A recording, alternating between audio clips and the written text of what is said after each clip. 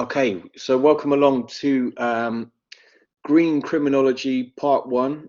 So in this session, we're going to be looking at what I've called like growing crimes, if you like. So this will be Part 1 of 2 lectures, and Part 2 will be on Friday. And in that lecture, I'm going to talk more about waste crimes, if you like. So crimes that happen after food or after things have been grown. So for the structure for this lecture is we'll have a think about the definition of green crime and what it is.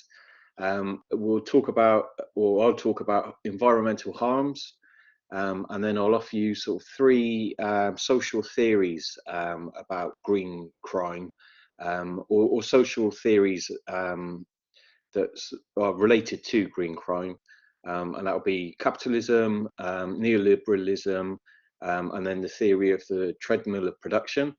And then we'll have a case study. So we'll have a look at deforestation and the case of McDonald's.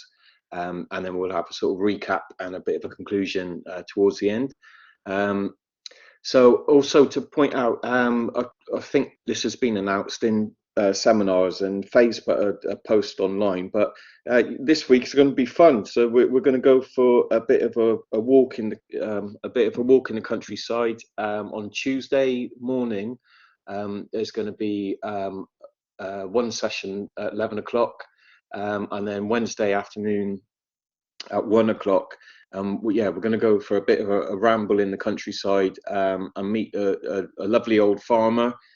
He's going to talk to us about the countryside and some of the laws that impact on him as he tries to run and operate a business, a farm business in the countryside. So it'll be about a 20-minute walk there, 20-30-minute walk back, and then I guess he'll speak to us, for 40 minutes, maybe an hour. But it's depending on what speed we run or what conversations we get into, it might vary on time, but roughly it shouldn't take much longer than the 2 hours dedicated to seminar time. So that's on Tuesday and Wednesday this week. So this lecture today should prepare you for that. And also you'll have a worksheet that's sort of tied into what we're doing in this lecture and what we'll do on Friday's lecture as well. And the nice thing about going into the countryside is it will be sort of hands-on approach to learning. So you should be able to get a real grasp of some of the processes that are involved in the countryside when it comes to making food. And I think he's going to bring his tractor along as well, so there'll be a chance to sort of sit on that and have a play around with that. It should be good fun. Any questions as we go through today's lecture, or any questions on the seminars this week, please post them in the comments box. Okay, so this first slide I'm going to show you, don't be put off by it. It looks complicated, and it's don't be put off by this. It's a bit of a complicated slide, but this is called the product life cycle chain, if you like. And just to point out that today's lecture, we're going to focus on the first part of the product chain. So we're going to be looking at what I've called growing crimes. So these are crimes that occur when businesses or corporations or companies grow things in nature. And then Friday's lecture will be focused on the downstream stage of the cycle, when waste is produced or people consume products. This lecture today is sort of focused on what's called the upstream stage of production, and Friday's lecture will be focused on the downstream stage of production. But you're sort of thinking about, maybe you had shredded wheat for breakfast this morning. So that wheat is grown in fields in nature. So we're looking at the sort of growing crimes in today's lecture. So just to point that out. So yeah, this will be the first part. So what is green crime? And you've had a couple of readings this week. The first one is by Tim Newburn, who gives a really good sort of overview to some of the central issues to do with green crime, which we'll cover in this session. And the second reading is a little bit more to do with the sort of definition of green crime. How do we define it? So we'll just talk about that first.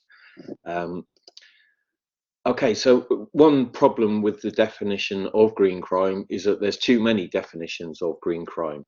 The field has been saturated or flooded with different varying definitions of what green crime is. And this is what this article by Lynch sort of points out. Yeah, there's too many conceptual definitions, and dividing up concepts endlessly into smaller pieces actually impairs rather than enhances developing a deeper understanding of a subject. So I won't read through these. There's two sort of examples here, and there's a number of examples of different definitions in Lynch's article. I guess broadly speaking, you could say that green crime is related to or intersects with or merges with sort of state crime, organized crime, corporate or white collar crime, and then animal crime.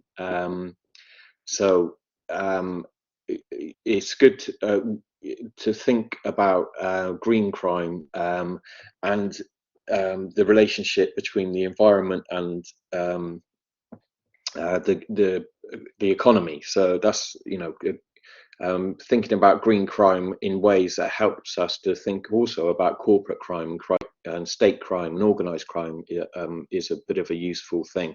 That's going to be the sort of argument of the central point of my presentation this morning. And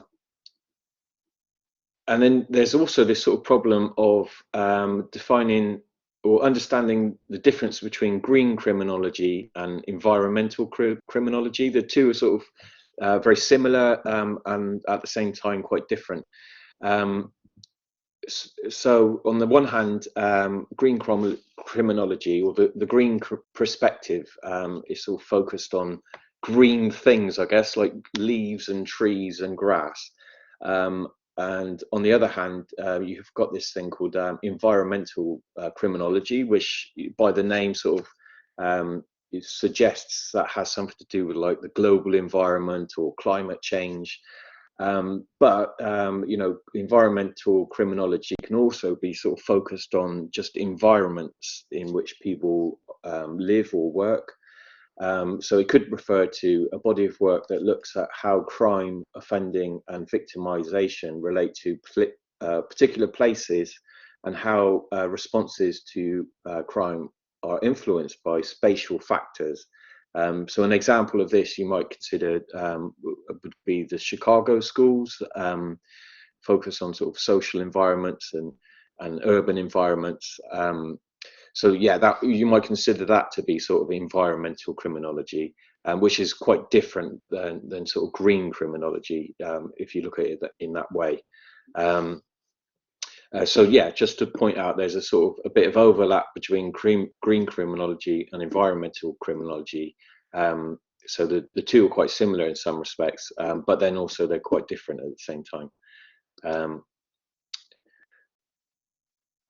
Okay, and also another way of sort of thinking about green crime is in terms of environmental harms, so harms done by, you could say, humans to the environment. And we can consider this, in terms of semiology, which is much more focused on, not what's legal or illegal, as a way of sort of defining what crime is, but thinking about, harms caused to people or places or things by other people.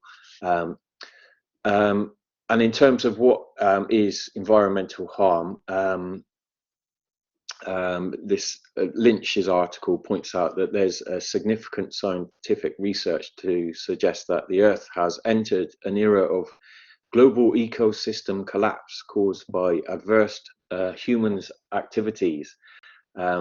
such as excessive ecological consumption and pollution. Given such assessments, green crimes, like corporate and state crimes, can be shown to produce more harm and victimization than street crime. So this is a sort of, a big issue. This is something we need to, as criminologists, be focused on, you could say. However, yeah, we've sort of seen in our lectures on organized crime that criminology, one criticism of criminology is that it's sort of obsessed with street crime. So we tend to think of crimes as youth crime and sort of muggings and knife crime, gang crime, and our attention on these forms of crime sort of takes our focus away from white collar crime, state crime, and environmental or green crime as well. So this is what Lynch says in his article, that we seem to focus on individuals, individual versus individual in criminology. And semiologists argue that this action and event misses the point completely. We shouldn't look at individual, we should look at social harm caused by nation states and corporations. It's the social harm that they produce that causes most harm and suffering. And yeah, I've added to that, sort of environmental harm too. So, environmental harm is a form of social harm by environment, pumping pollution into the atmosphere, smog, or polluting rivers and lakes with waste would have some sort of effect on humans, because we live in these environments. So that's important to point out there as well. So as I've suggested, and as Lynch has argued, there's lots of different definitions of what green crime is. It's not sort of a or fixed definition, as is the case with a lot of sort of criminology. But I think this is a good definition for us to work with in today's session and for this week as well. So there's this definition that's included in Lynch's article, and that defines green crime as acts that cause or have the potential to cause significant harm to ecological systems for the purpose of increasing or supporting production. And yeah, what sort of the point to my presentation this morning is that it's important to think about the relationship between production and consumption and the natural environment. So that's why this is a good definition for us to work with. However, you might say, and actually we've got this problem with my next door neighbours at the moment, that we've had sort of a rather enthusiastic neighbour who's gone out into our shared garden areas and begun sort of pumping herbicides on the grass and sort of killed off lots of lawn area. And we're really unsure as to why this person's done it, and we can only think that they've done it to sort of learn about how to grow lawns or sort of experiment with chemicals in this sort of garden area. We're all sort of quite befuddled and quite confused about why they've done it, but they haven't done it for the purposes of growing anything or producing anything. It just seems, they've sort of had a bit of an experiment, if you like. And sometimes people can cause harms to sort of natural things for fun, or not for the purpose of production, but maybe to experiment or so just to point out, there's a sort of it's good that we're going to focus on production, but people can harm nature for other reasons not to do with production, just to sort of point that out. Okay, so in this part two, what I'm going to do is talk about some different theories of some different social theories that are related to green crime. Now, these are discussed in Tim Newburn's book Criminology, in this section on green crime. So these are in the reading for this week. So I'll sort of go into these theories that are in Newburn's reading in a bit of detail, but they're sort of out there. And if you want to read more about them or find the links to other readings, then yeah, do have a look at Tim Newburn's reading that's on the reading list for this week. Right, so so the first sort of theorist who has demonstrated a real interest with natural environments was Karl Marx in terms of social theory. He's widely credited by many sociologists as a sort of founding environmentalist, or the first social theorist and big social theorist to include some consideration not just about humans and society, but how societies and capitalism would impact on natural environment. So sort of fair play and credit to Karl Marx for drawing our attention to this sort of issue. Don't ever try to read this book. It's really difficult to read, but sort of Karl Marx's cornerstone book, if you like, and it's a horrendous book to read. It's called Das Kapital or Capital, and it's sort of Karl Marx's notes on how businesses function and run.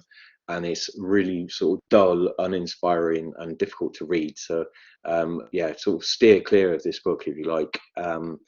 But in this book, he did talk about sort of farming and the countryside, and the way in which capitalist farmers interacted with nature to make money and to expand business.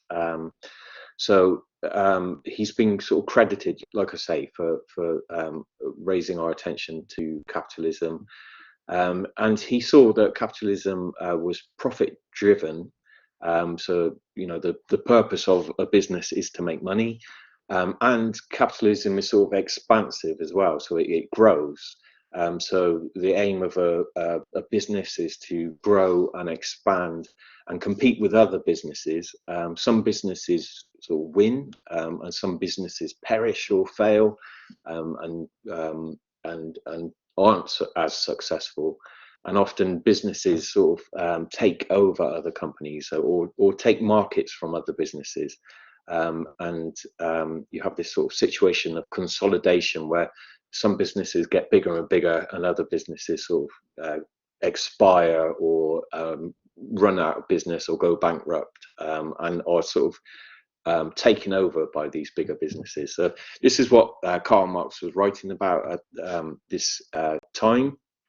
And it was during an era of industrial revolution in England, especially sort of Manchester and Sheffield, and these new areas of the country where there were factories and mills and sort of furnaces and fires and families working in factories, and so it's all very new and all very exciting. And Marx, along with other sociologists, began to write about this new change that was happening. And what he observed is that capitalists tended to exploit workers, and that's what he's sort of famous for theorizing, but also that they exploited nature as well to increase profits. So to make more money, you know, more trees were chopped down or more coal was mined, and this is a way of businesses making money.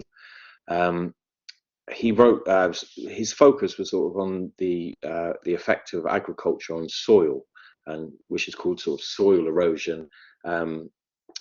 Yeah, and like I say, he's sort of credited as one of the founding environmentalists by some sociologists.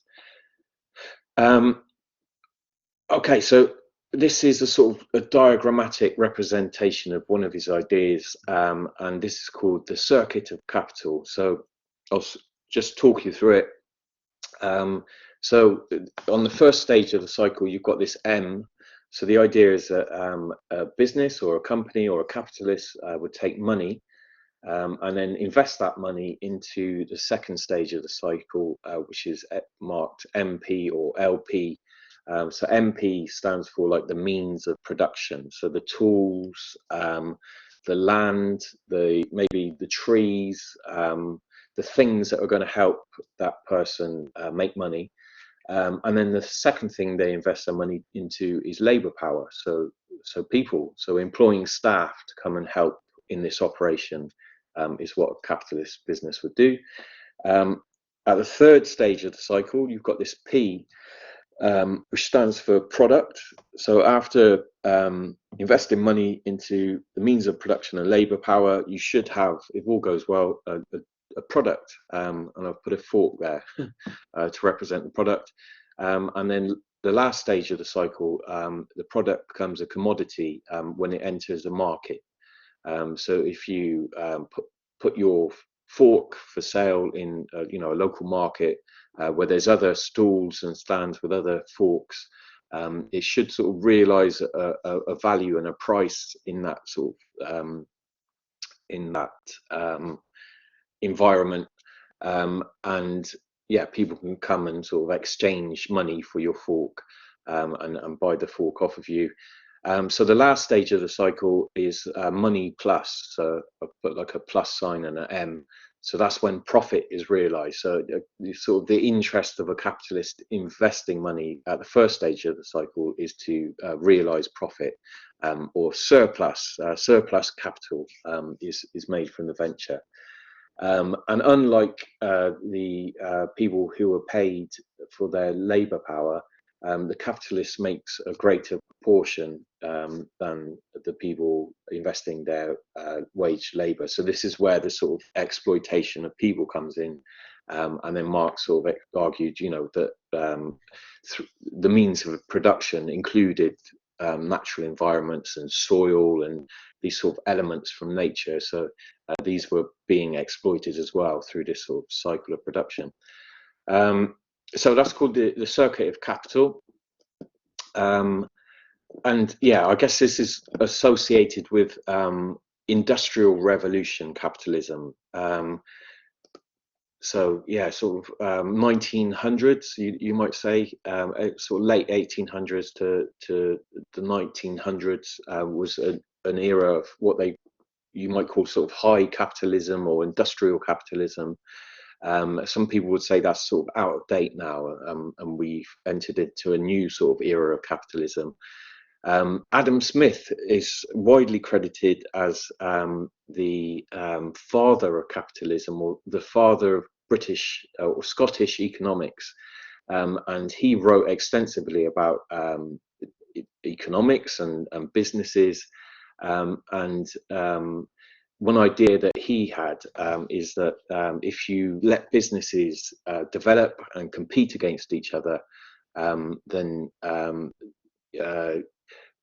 you have a sort of a situation where the price of a product is determined by the market in which these products are produced, and the idea, I guess, like a sort of a classical idea was laissez-faire, or let it be capitalism, or whatever goes capitalism. So if you have lots of different companies building the same product or similar products, and those companies compete against each other, then the idea is that the best product will make it through at the end. After all the competition dies off, what you're left with is the sort of the outcome of the markets, or the free hand of the markets has delivered this product to us. And a lot of people sort of still embrace this idea of sort of free markets and free trade. Let companies do what they want, and the best product will prevail. And often this idea of free trade and free markets is contrasted to another idea of bureaucracy. So a bureau is an old wooden desk. I've got a photograph here on this slide. And a bureaucracy is also a term for an office or a department for transacting particular form of business. So the bureau, we might say a department, a government department these days. Yeah, and the idea, you see this a lot in political arguments, is that bureaus or offices and sort of paperwork associated with bureaucracies is bad for business. It sort of stifles business. Heavy paperwork, lots of forms to fill in, qualifications are required for people to do sort of basic jobs, sort of stands in the way of people working and earning money. So yeah, these two ideas are sort of contrasted quite frequently, even today. So yeah, like on the one hand, laissez-faire, free capitalism and free business versus bureaucracy and sort of state control of business matters, if you like. Okay, but these are sort of ideas of capitalism in the 1900s, but what about capitalism today in this world that we live in a new sort of global age? Often you sort of hear this term thrown about in on the news or in academic discussion, and that is neoliberalism. In the reading this week, Tim Newburn does a really good job of sort of breaking this down and explaining what neoliberalism is. So I'll sort of read these quotes and then sort of work through them. So capitalism is the dominant system of economic organization across the industrialized world, and is held to have been changing a number of important respects, and has been held to have been changing in a number of important respects in recent times. So there's a number of competing ways of describing these changes, but one a persuasive approach seems to see them as being a transition in the regime of accumulation and its associated mode of social and political regulation.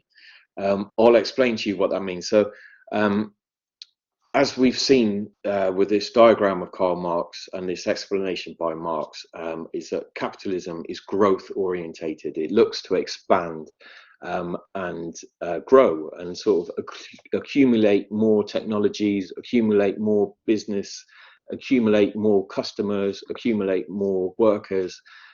So a good company is one that's sort of getting bigger and bigger and growing bigger and bigger. On the one hand, so I've got this sort of this graph, and sort of like a red line going up, and that's what you want on a good sort of business growth graph, is like your company's getting bigger and bigger and growing up and up and up. And that's what makes the business owner smile and happy, is this idea that the company's expanding. However, as we've seen, these are sort of in some ways sort of outdated ideas of capitalism as forever growing.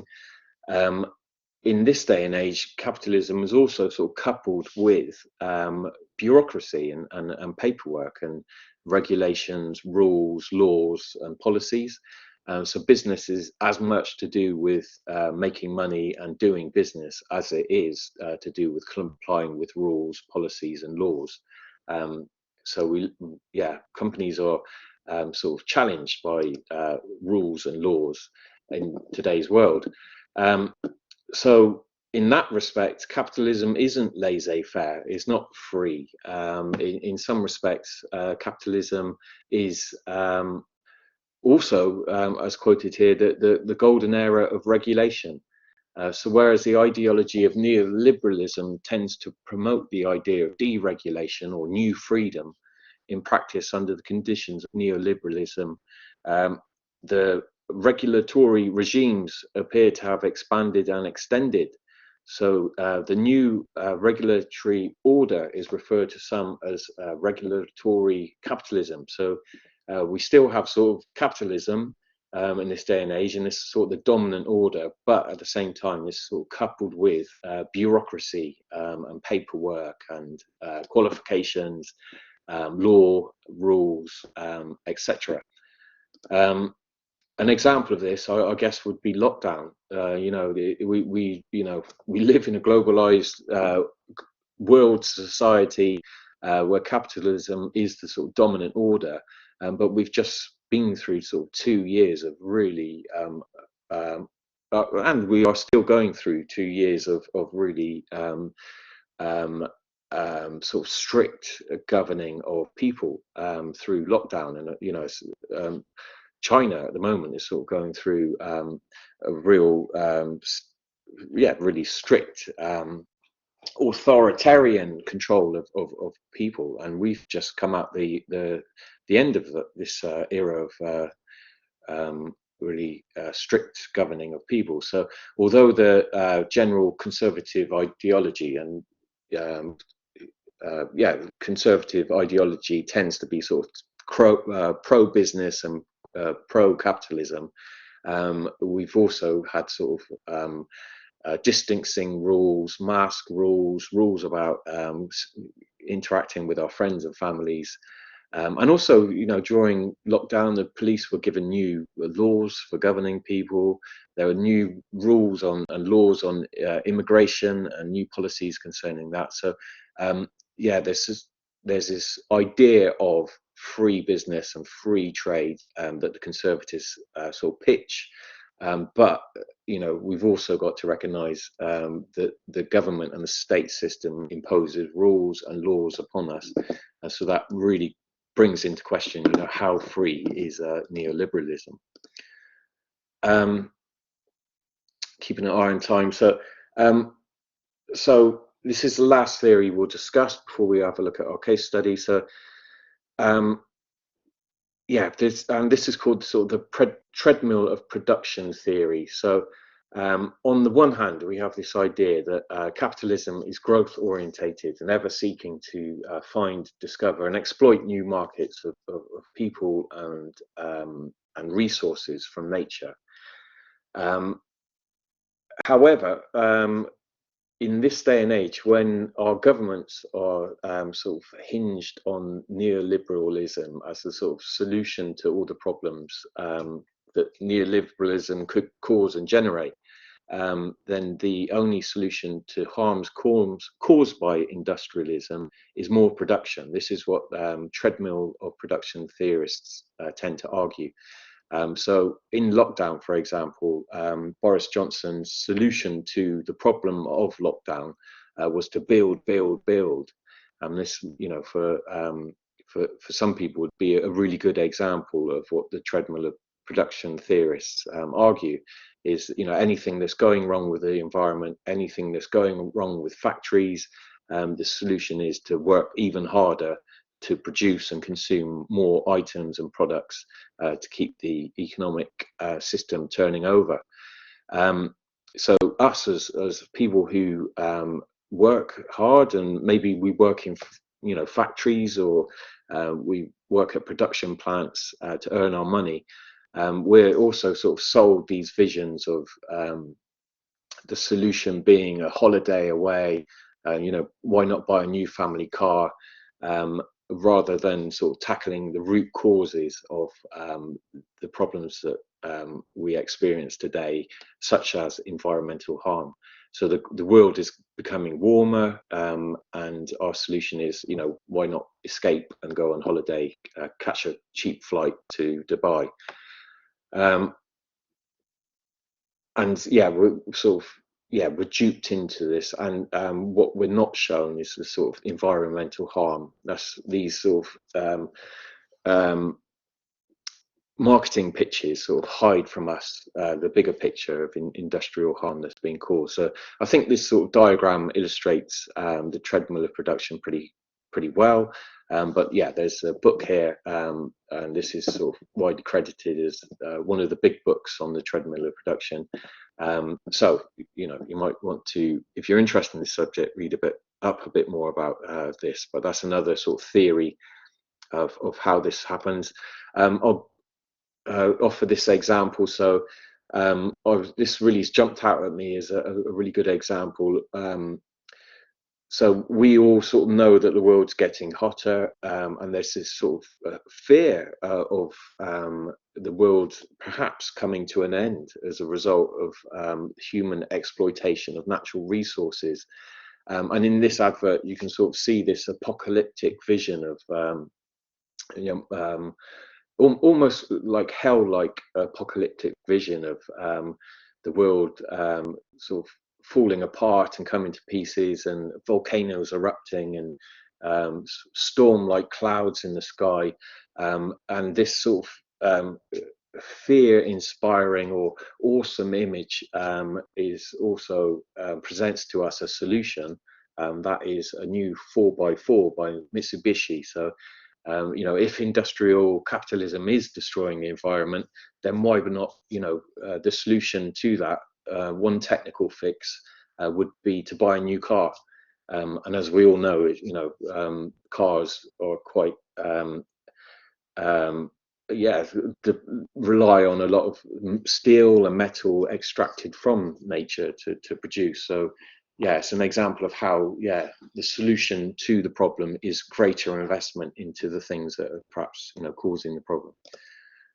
Okay, so last thing, we've got 20 minutes. I'm gonna have to bash through this. So deforestation. So we'll just have a look at the way in which global capitalism, neoliberalism has affected the globe. And I think a really good example, this is what I was shown in school back in the 80s, is deforestation in rainforests of the world. So the Amazon is discussed by many as the sort of lungs of the world.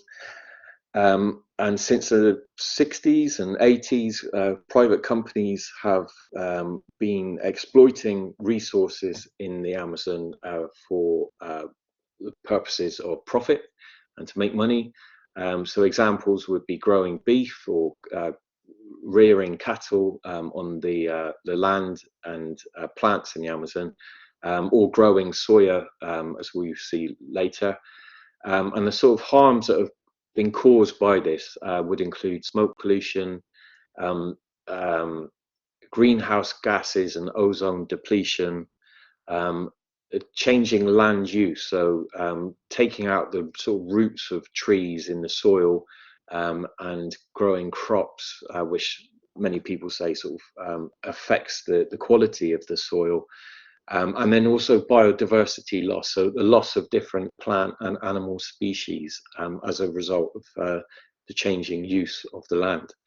And the gains are sort of increased profits for private companies, GDP growth, so, you know, countries where deforestation is happening also stand to profit from selling areas of land to private companies.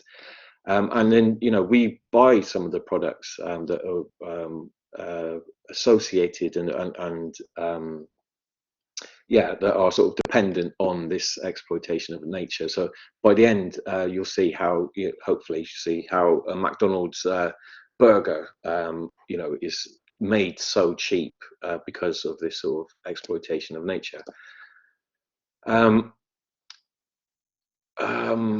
Okay, I won't spend too much time talking about this, but to point out, this diagram is a diagram of the 9 planetary boundaries, and this is a measure of how healthy our planet is. In 2009, these scientists sort of in Stockholm focused on these 9 areas where human activity was endangering the global environment.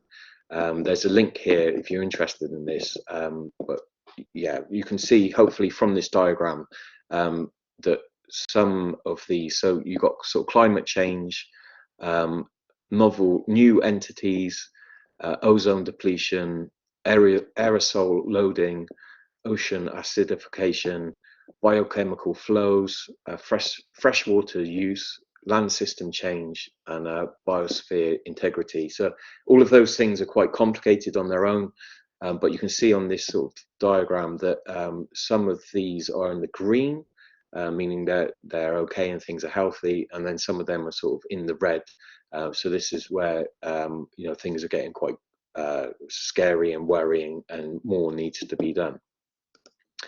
But these scientists do conclude that we can define a sort of safe space for human development as time goes on. So by understanding these planetary boundaries, we can learn to work within them, which is sort of good news. And yeah, this is also in the report, and we all talk about sort of climate change, but there is a sort of strong link, if you like, to deforestation in tropical rainforests and the effect that that's having on global temperatures and fluxes in terms of temperatures increasing or temperatures decreasing. So again, if you're interested in this, the details of it are in that report on the planetary boundaries. And pinning, who's to blame for this? Who's to blame for deforestation and a changing global environment and the world becoming a hotter place?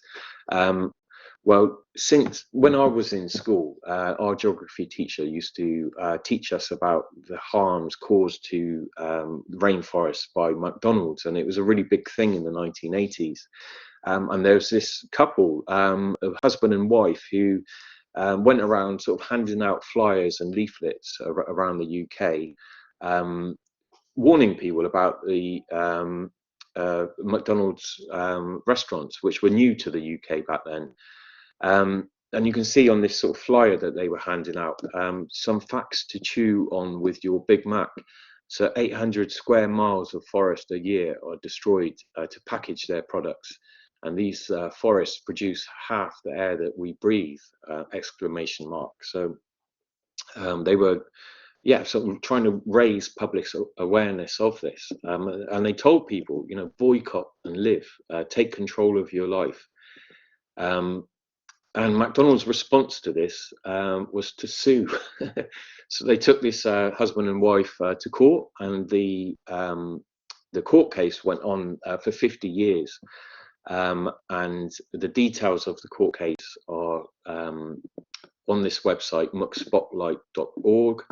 It looks quite out of date and old now because it is a very old issue and old website, but it has all the details there in public for discussion. And yeah, McDonald's sort of won the case, if you like, and were able to what people call greenwash. So actually, I won't focus on this. I'll go on to the next slide. But although this was taking place in the 1980s, and McDonald's sort of managed to take this husband and wife to court and clear their name for these allegations of deforestation and causing climate change. In 2019, we can see there's a newspaper article about a Brazilian meat company supplying McDonald's and Burger King with cattle reared and sort of grown on forests in Brazil. And then in 2020, there's another article here by Greenpeace that sort of points their finger at UK supermarkets and McDonald's for using chicken produced by agribusinesses such as Cargill, which is America's second biggest private company, who ship more than 100,000 tons of soybean to the UK every year from Brazil's from an area in Brazil with a threatened rainforest. So although this was going on in the 1980s, and I was taught about McDonald's in the rainforests in Brazil as part of my education, and McDonald's sort of intervened and took legal action to stop people from making such claims against the McDonald's company, we can still see that in the media today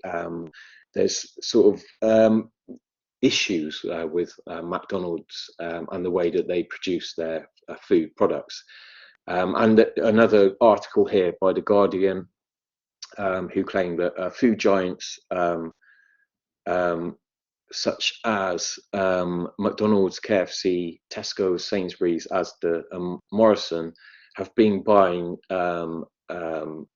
soybean that is produced in Brazil, and Brazilian law requires farmers to dedicate 80% of its land to forest and only use 20% for agriculture. And apparently that sort of law is being ignored by local farmers who are dedicating huge areas of land to the cultivation and production of soya bean.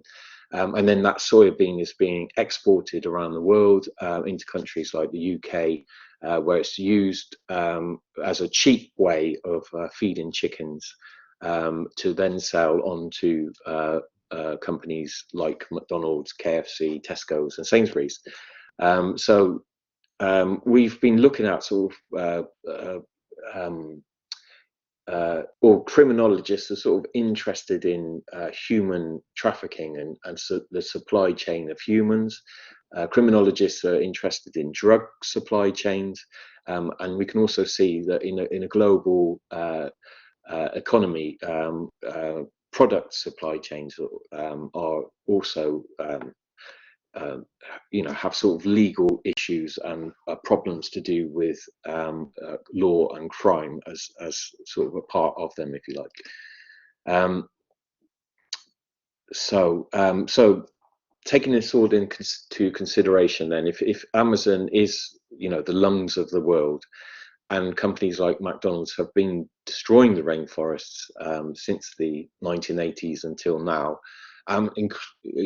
causing all these environmental harms such as smoke pollution, greenhouse gases, soil erosion, and the loss of different plant and animal species, with the purpose of increasing profits, boosting the profit of individual countries such as Brazil or the UK, and then producing cheaper end products such as McNuggets, then how guilty are we every time we eat a McNugget of sort of feeding that supply chain? To what extent does our desire to want to buy things cheaply, such as a 99p box of McNuggets, have an effect on the local and global environment? So these are sort of questions that a green criminologist might ask. And it's not just, there's a huge sort of emphasis on rainforests of the world and how biodiversity rates, so the loss of plant and animal species are focused on these areas of the world. And deforestation is happening in Brazil and the Amazon. And it's tempting to think of these problems as being somewhere on the other side of the world, but they can affect. They do affect the UK as well. So the RSPB every couple of years, they produce this State of Nature report, and it sort of details some of the loss of plant and animal species in the UK. So there's sort of evidence here, if you like, of a loss of, so there's statistics here on animal bird species, and you can see from this chart that from 1970s, mid 1970s until 2014, there's been a sort of a decline in the amount of bird species detected on farmland, a loss of sort of moth species. Breeding birds have been sort of on the decline since the 1960s. Also, there's a decline in the rate of or the numbers of hares, hedgehogs, mice, amphibians, bumblebees, and these have all been on the decline. And a lot of people would say that that's the result of intensive industrial farming, or what's called monoculture farming, or the growing of one particular plant within a large area. So yeah, we're going to find out more about this anyway when we do our seminar this week. So we'll be able to see and talk to a farmer who sort of interacts with nature quite frequently as a way of making money and producing products that we eat, and we'll be able to talk to that farmer and find out what are some of the laws that regulate his business and stop him from causing harm to the environment, and then what are some of the punishments and penalties that he might face if he were to break those laws. Okay, so that brings us to the end and the conclusion. So I'm doing quite well for time, so I've got to give myself a pat on the back there, because this is a subject that I can ramble on about for hours if I want to. My girlfriend told me the other day that I talk a lot, so I never knew that. I always thought myself to be quite shy and quite quiet, but apparently if you start me off on green crime, there's no stopping me. But anyway, if we're going to draw a conclusion from all of this, what we could say is, first of all, there's lots of different definitions of what green crime is. My advice and my suggestion is a good definition is one that considers the relationship between production and the environment, or the economy and the environment. So defining green crime as acts that cause or have the potential to cause significant harm to ecological systems for the purpose of increasing and or supporting production is a fairly good definition. There are theories that green crime is caused by capitalist growth, or sorry, I've got this a bit wrong, but capitalist growth, neoliberalism, and the treadmill of production is what we looked on today. On Friday, we'll have a think about risks society and how in our regulatory capitalist societies, there's a huge sort of attention and maybe a hyper awareness of global risks that affect the way we produce food, act and behave. But yeah, we'll discuss that in more detail on Friday. Environmental harm can be measured in terms of harm caused to the 9 planetary boundaries. And an example of a case study would be the production of cheap fast foods on products grown in the Amazon rainforest, where various forms of environmental harm for production are caused. And this is sort of highlighted to us by charities, media, and international law. So in conclusion, it's good that the definition of green crime includes production factors, because they relate to other possible crimes, such as corporate crime, state crime, and organized crime, and perhaps animal crime as well. Yeah, phew. Okay, so I've managed to get through that, and we've got 5 minutes to before the end of the session. Any questions? Any comments or questions, or things people would like to know about green crime, this lecture, or maybe even the seminar or the plans for tomorrow and Wednesday? If you've got any questions, you can either type them in the text box, or you're welcome to come on the microphone if you want. If you don't have a question, you can just give me a thumbs up, and it will indicate that you've sort of you're still awake, and yeah, okay, good.